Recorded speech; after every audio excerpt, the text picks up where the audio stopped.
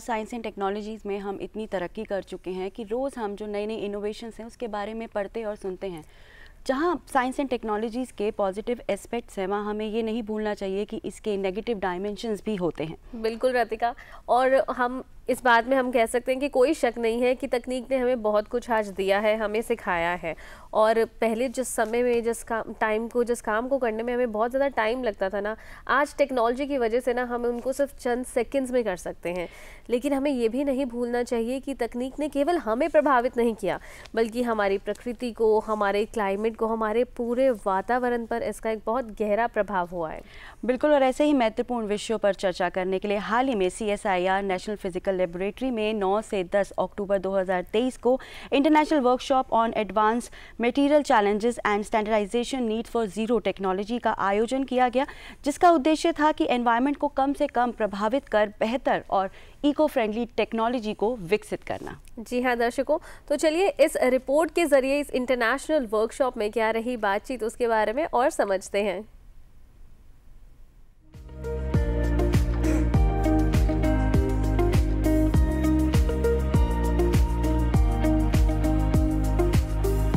देश की राजधानी नई दिल्ली स्थित CSIR नेशनल फिजिकल लेबोरेटरी में 9 से 10 अक्टूबर 2023 तक नेट जीरो प्रौद्योगिकियों के लिए उन्नत सामग्री से जुड़ी चुनौतियों और उनके मानकीकरण की आवश्यकता पर 2 दिवसीय अंतर्राष्ट्रीय कार्यशाला का आयोजन किया गया। CSIR national physical laboratory Bharat का राष्ट्रीय मापन संस्थान यानी नेशनल मेजरमेंट इंस्टीट्यूट है। इस कार्यशाला का उद्देश्य वैश्विक स्तर पर विकसित की जा रही उन्नत सामग्रियों, प्रौद्योगिकियों और मानकों के बारे में चर्चा करने के लिए राष्ट्रीय और अंतर्राष्ट्रीय विशेषज्ञों और शोधकर्ताओं को एक मंच प्रदान करना था। जलवायु परिवर्तन विश्व स्तर पर एक गंभीर चिंता का विषय है और पृथ्वी की आजीविका पर इसके विनाशकारी प्रभावों को कम करने के लिए जलवायु परिवर्तन पर inter governmental panel on climate change IPCC ने 2050 तक वैश्विक ग्रीन हाउस उत्सर्जन को 0 तक कम करने की सिफारिश की है। वैश्विक जलवायु परिवर्तन से निपटने के लिए नेट जीरो लक्ष्य को प्राप्त करने और उसमें मौजूद चुनौतियों से निपटना इस कार्यशाला का उद्देश्य था। दुनिया भर के प्रतिष्ठित वैज्ञानिकों और शोधकर्ताओं ने इस कार्यशाला में भाग लिया और ऊर्जा उत्पादन, ऊर्जा भंडारण के लिए सामग्री, ऊर्जा कुशल प्रौद्योगिकियों के लिए सामग्री और सतत विकास के लिए सर्कुलर इकोनॉमी के लिए सामग्री के क्षेत्रों में अपनी अनुसंधान विशेषज्ञता साझा की।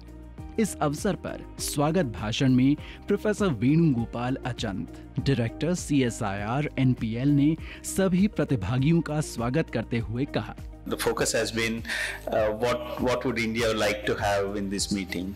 Right, what are the challenges, not just the global, but specifically, are there anything which we can address from the Indian context?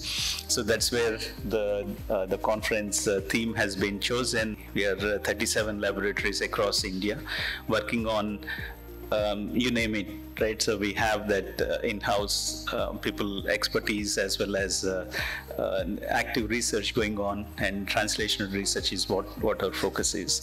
So we try to bring in our sister fraternity.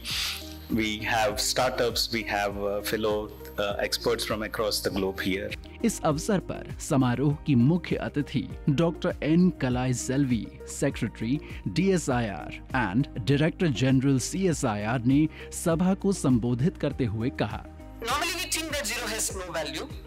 Even when India celebrated the pride of having some kind of an ownership with zero, with Ramanujan, in the name of Ramanujan, then also first we thought that yeah, we are so great because we are the owners of zero. But slowly people said that zero has no value unless otherwise you add some numbers before that, and only then zero gains some value. We started believing it. But now Mother Nature made us to realize, not only to Indians, the entire globe, Mother Nature made everyone across the globe to understand, no, zero is the greatest number, and therefore net zero is a need of the hour. Net zero is again a catch point. So to arrive at these net zero technologies, I think this is high time that all of us realized that materials are really required. Whether it is a kind of product or a technology or a process or a device or a know-how, whatever name by means of which you can call it as a solution, I think it cannot be done without materials. And therefore materials form the basis of it. And knowingly you have given, very thoughtfully you have given advanced materials. कार्यशाला में विभिन्न देशों के प्रख्यात विद्वान वक्ताओं द्वारा ऊर्जा उत्पादन, ऊर्जा भंडारण और कार्बन कैप्चर के लिए सामग्री पर तकनीकी सत्र आयोजित किए गए। वक्ताओं ने नेट जीरो उत्सर्जन प्राप्त करने के लिए उन्नत सामग्रियों और प्रौद्योगिकियों के विकास की दिशा में अपने अनुसंधान योगदान और प्रयासों के बारे में विस्तार से चर्चा की। उन्नत सामग्रियों में बहुत सारी चुनौतियां हैं और हमें समयबद्ध प्रक्रिया के माध्यम से अपने भविष्य को आकार देने के लिए उन चुनौतियों को अवसर के रूप में लेने की आवश्यकता है। प्रकृति की सुरक्षा के लिए अपने कार्यों को नेट जीरो उत्सर्जन के लिए उन्नत सामग्रियों और प्रौद्योगिकियों की मानकीकरण और विकास में CSIR नेशनल फिजिकल लेबोरेटरी की भूमिका बहुत ही महत्वपूर्ण है।